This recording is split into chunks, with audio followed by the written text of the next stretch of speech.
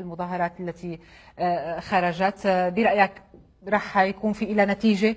رح تغير المشهد السياسي الشيعي المذهبي الآن اللي عم نشوفه؟ رح تنعكس وتنتقل هاي العدوى لشيعة لبنان، حزب الله مثلا؟ مع وجود هكذا خطابات طائفية هذه تعرقل ولادة الرأي العام الشيعي العربي الرافض للهيمنة والنفوذ الإيرانية. هذا خطاب إرهابي صرف، يعني عندما يصنف الناس إلى أبيض وأسود، إلى سنة وإلى شيعة. السنة يعني عندما تنظر للأمور تقول نحن الأمة السنية، يعني ما في دولة، أنت تسقط كل حدود الدول. عندما تقول الأمة الشيعية يعني تسقط كل حدود الدول، ماكو دولة اسمها إيران ولا عراق ولا سوريا ولا السعودية ولا غيرها. الدولة الوطنية ليست في الشرق الأوسط فقط، وإنما في كل الكرة الأرضية. يعني تخيلي لو أن السنة في العالم أمة، ما هو موقف السنة في أمريكا؟ ما يعتبر نفسه أمريكي بعد، يعتبر نفسه هو تابع للقيادة السنية وين ما كانت، في قندهار أو في الرقة. طب ولكن وكذلك الشيعة. مو ضيفي هو اللي اخترع، مش ضيف، أنا ما ناقش هذا الضيف، مو هو اللي اخترع الواقع على الأرض. لا التحالف اللي صار شوفي عزيزتي ضد السوريين، يعني اجتمعوا الشيعة من العراق ومن لبنان ومن إيران ومن اليمن، اجتمعوا لمقاتلة السوريين. المشكلة أكبر من سوريا وأكبر من هذه. المشكلة في رؤيتين دينيتين متعارضتين. هنالك رؤية تقول الشيعة أمة قائدهم خامنئي، هذه المقولة هي مقولة إرهابية بالضبط.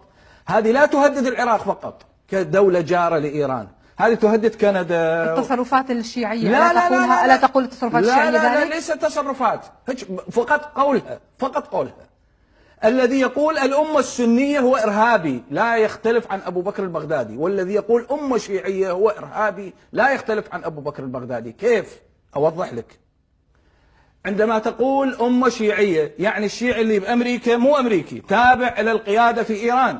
إذا أفتت الفتوى هي قانون، رجل يسكن في قوم يصدر فتوى يطبقها اللي قاعد بديترويت، هذا معناها مو مواطن أمريكي. ما طبقوها العراقيين، الشيعة العراقيين ونزلوا على سوريا. وكذلك الذي يصدر فتوى ويقول نحن الأمة السنية، وين قاعد المفتي؟ هذا مفتي السعودية أو مفتي داعش أو مفتي غيره، معناها يهدد كل دول العالم. نحن نقول أنه علينا أن نحترم الجغرافيا السياسية. العراق عراق، سوريا سوريا، إيران إيران. هنالك نظام سوري برئاسة الدكتور بشار الأسد، وأنا أفتخر أنا أحد شبيحة بشار الأسد، ولو لم يبقى في الكرة الأرضية شخص واحد يؤيد بشار الأسد لكان إياد جمال الدين مؤيد إلى بشار الأسد. لو كل الأرض كل البشر يقفون ضد بشار الأسد أنا لا طيب على أي أساس قاتل الأطفال، مرتكب مجازر الكيماوي، جالب المرتزقة لو إلى صنع ما صنع، مهجر 12 مليون سوري؟ أبين، سألتيني أبين. تفضل. أبين. لماذا؟ أنا مع استقرار المنطقة سياسيا وأمنيا، ومع الحفاظ على معاهدة سايكس بيكو المقدسة. انهيار سايكس بيكو سوف تتمنين هذه الأيام، معنى ذلك بحار من الدم. لن تبقى السعودية ولا تبقى الكويت ولا تبقى قطر ولا تبقى الإمارات. بشخص بشار الأسد يعني كان يؤمن على الكرسي ويجي تصير انتخابات طبيعية، بشار الأسد يستحق، ضروري تموت كل هالعالم؟ بشار الأسد يستحق 1000 جائزة نوبل. بشار الأسد يدافع عن السلم والأمن الدوليين، لا يدافع. قتل العالم كله، أي سلم وأمن؟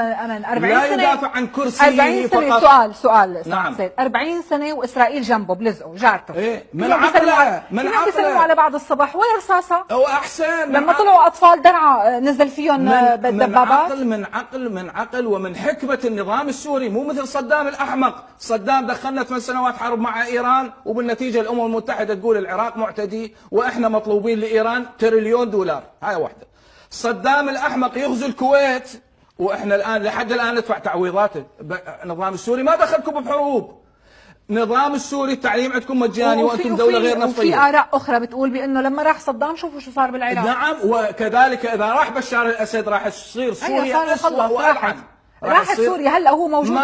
ما راحت. بشار الأسد ما زال الأقوى، والجيش السوري هو الأقوى، وما في جيش نظامي في العالم يخوض حرب. شوفي أمريكا بعظمتها انهزمت في فيتنام بسبب جيش نظامي يقابل حرب عصابات. بس فعليا هلا الجيش النظام ما بسميه الجيش السوري، يعني هو ما ضل في شيء، يعني هو صار الايرانيين هن المتحكمين. هذا كلام اعلام، هن بروباغندا ما في حدا ضد النظام السوري. طلع بخطابه الاخير، شفته لما طلع حكى بانه عم ينادي للتجنيد، عم ينادي، عم يقول لهم تعالوا للتجنيد. ما في حدا، زعيم عظيم، ما في حدا. هذا قائد عظيم البشار طب الأسد. النتيجه القائد العظيم بيكون عنده انجازات على الارض. نعم. شو الانجازات؟ 12 مليون مهجر، سوريا مدمره بالكامل. لعنة الله على من هجرهم، ولعنة الله على من دمر حياتهم. طيب. اللي دمرها المال الخليجي والخطاب الوهابي والخطاب الإيراني الذي جاء مناصرة للنظام السوري. سوريا ضحية، سوريا ضحية. أشكرك سماحة السيد إياد جمال الدين، سياسي عراقي، على وجودك معي بالاستوديو، وأشكر ضيوفي محمد أبو الطيب كوكي، داعية إسلامي من عمان، ومن مدريد الشيخ محمد